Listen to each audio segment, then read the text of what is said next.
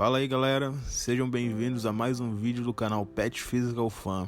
Como vocês podem ver no título, o tema deste vídeo é simulando uma epidemia no modelo SIR. Este vídeo foi feito durante a quarentena do Covid-19 e está incluso nas atividades do Pet Physical Online. Até hoje, estamos passando por um momento muito complicado por causa da quarentena do Covid-19. Mas você já parou para pensar que o motivo dessa doença ter se espalhado de forma tão rápida? Ou até como cientistas conseguem divulgar possíveis previsões? De onde vêm aqueles gráficos e números? Nesta apresentação, vamos tentar explicar essas perguntas, tentando mostrar para vocês a importância da física e matemática no estudo de epidemias por meio de modelos matemáticos. Uma grande vantagem do auxílio destas áreas nos estudos de epidemias é justamente o fato de que, a partir de modelagens feitas, conseguimos ter uma ideia de quando será o pico de contaminação em um estado ou um país, por exemplo. Então, a partir desse resultado, o governo pode tomar decisões necessárias. Dentro dessas informações obtidas estão previsões de leitos utilizados, mortes, pessoas recuperadas e até mesmo uma possível queda no número de contaminações. Esse vídeo foi elaborado por dois alunos da Universidade Federal do Amazonas e bolsistas do PET Física, Igor Pereira Fernandes, 7º período, e Karen Carage Reis de Almeida, 5º período. Então vocês vão poder entender melhor como ocorre esse processo com uma visão matemática e física. Para isso, tentamos dividir esse vídeo em 3 etapas para o melhor entendimento. Primeiro, uma base de cálculo para entendermos como se forma a derivada, como ela funciona, essa taxa de variação. Segundo, a gente constrói um modelo usando a premissa as derivadas, onde estaremos entendendo melhor como funcionam modelos matemáticos para o estudo da epidemia. E, por último, a gente analisa os resultados e confere os modelos próximos à literatura com dados para fazer uma breve análise. Então, beleza, galera? Agora nós vamos para a nossa primeira parte do vídeo, que é a base de cálculo. Por que a derivada é considerada uma taxa de variação? Para começarmos, colocamos o eixo y e o eixo x. Colocamos uma função f de x como exemplo e marcamos 2 pontos nela. Então, nesses 2 pontos, nós traçamos uma reta secante. Essa reta secante tem um coeficiente angular, que é dado pela razão entre a variação de y e a variação de x. Esse coeficiente angular da reta secante também é conhecido como taxa de variação média. E o que seria a taxa de variação instantânea? Para encontrarmos isso, precisamos trabalhar com algumas ferramentas matemáticas, o limite e a derivada. Começando pelo limite. O que seria o limite? Quando estudamos o limite de uma função, significa que estamos estudando a amplitude de uma função próxima de um certo ponto do gráfico.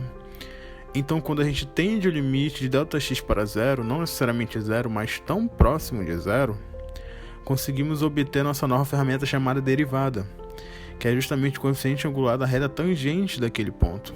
Então essa ferramenta é considerada a taxa de variação instantânea. Essa derivada ela nos diz algumas coisas diante do nosso gráfico. Por exemplo, se a derivada for positiva, a função tende a crescer. Se ela for negativa, a função tende a decrescer. E se ela for nula, ela tende a permanecer com o mesmo valor, ou então simplesmente você está num dos pontos críticos do gráfico. Então agora nós vamos para algumas aplicações para vocês entenderem melhor o conceito de derivada. Segue o exemplo 1. Imagine um tanque sendo enchido de água, e o volume em litros de água no tanque seja dado pela função 7/3 de t. Nesse caso vamos utilizar as unidades de litros por segundo, tudo bem? Como vocês aprenderam ainda agora, o que seria a nossa taxa de variação instantânea? Seria justamente a derivada da nossa função. Então, quando nós fazemos a derivada, conseguimos obter o valor de 7/3. Isso significa que este tanque está sendo enchido com uma taxa de 7/3 de litro de água por segundo. Isso acontece pela função linear, então a taxa será sempre essa, entendeu? É como se fosse algo contínuo. Seguindo o mesmo exemplo, só que ao invés de ser uma função linear, será uma função não linear.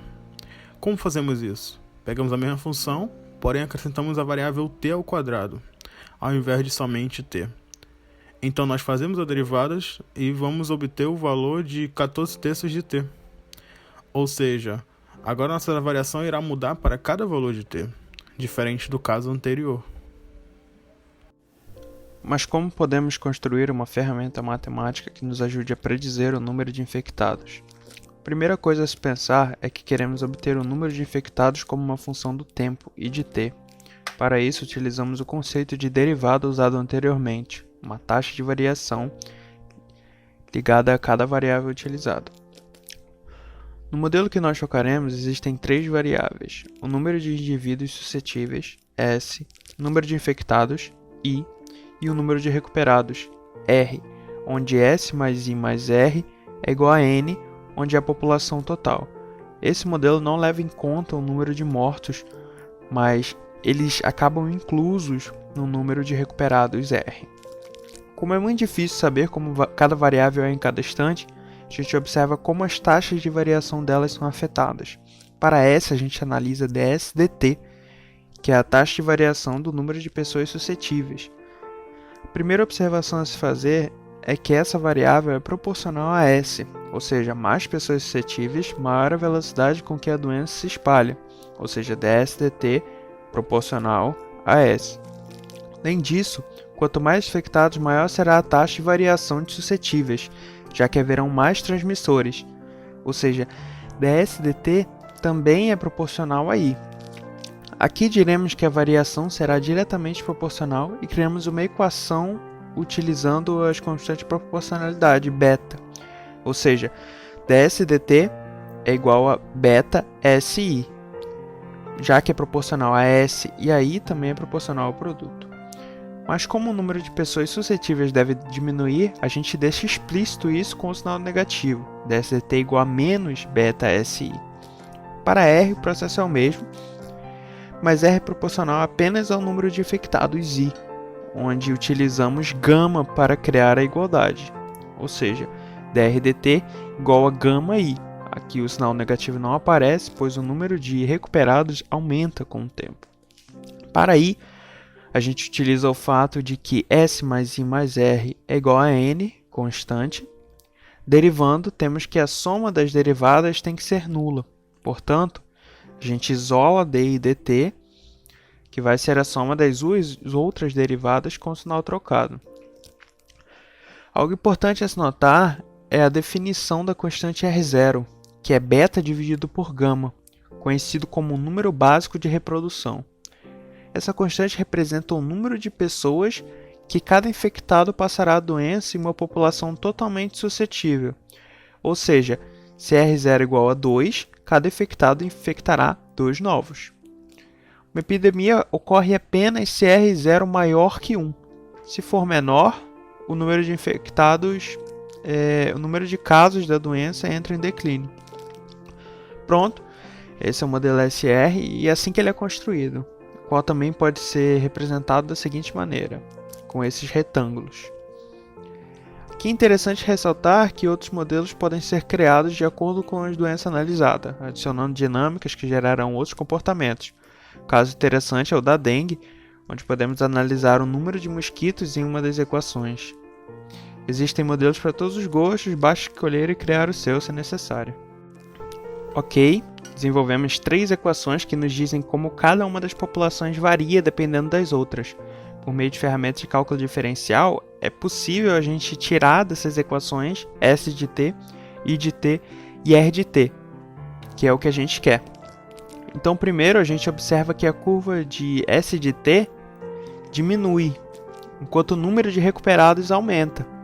Mas é interessante notar aqui que o formato do sino que I possui, que é o formato que a mídia tanto divulga, a curva que deve ser achatada, conseguimos obtê-la por meio dessa matemática que a gente fez. Nesse modelo, achatar a curva significa diminuir o valor de R0, fazendo com que a curva de infectados cresça de maneira mais lenta inicialmente. Mas como iremos predizer o número de infectados?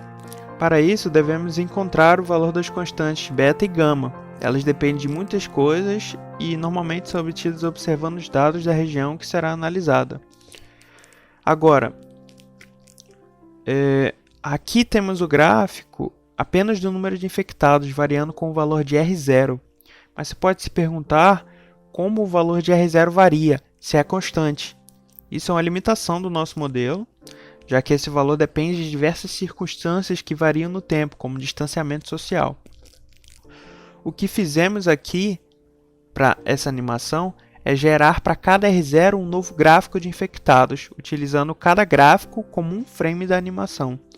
Como podemos observar, a curva se achata, de forma com que o pico da doença fique abaixo da capacidade do sistema de saúde, possibilitando que todos sejam tratados. Para concluir, os modelos epidemiológicos, quando utilizados de maneira cautelosa e precisa, são de grande importância para a predição da escala de epidemias, formando uma poderosa maneira de tomada de decisão para os cargos executivos da nação, se baseando em ciência ao invés daquele "eu acho que isso vai acontecer". Então é isso, galera. Obrigado por assistir até aqui. Deixe seu like, se inscreva no canal. Aqui estão nossos contatos para qualquer dúvida, qualquer coisa deixe no comentário também. Agradecemos a paciência de vocês pelo aguardo dos vídeos e podem esperar que virá mais. Abraço.